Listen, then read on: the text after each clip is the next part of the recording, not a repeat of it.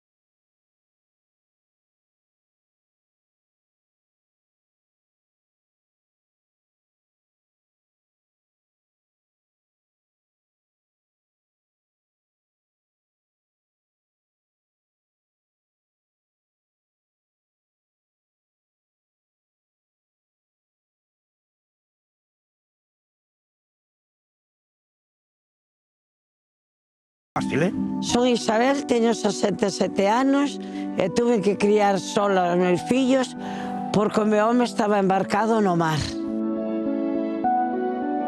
Eu era a que quedaba na casa, era a que tiña que ir a levar os meniños ao colegio, pero depois, claro, andaba a traballar e quen se facía cargo era a miña filla máis maior.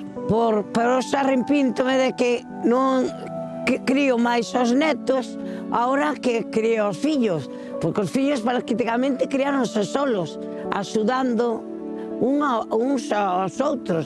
Claro, eles recordan que non tiñan a seu pai ao lado, e depois dixían: papá, por que marchas outra vez?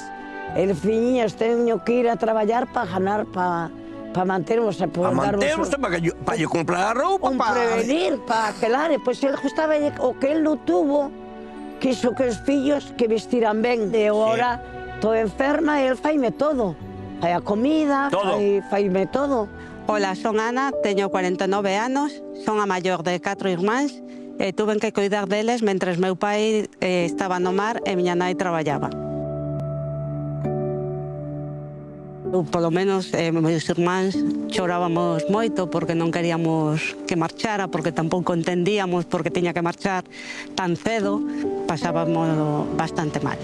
Fíxeme madura desde moi pequeniña, moi responsable, creo que hoxe en día son a persoa que son gracias a él.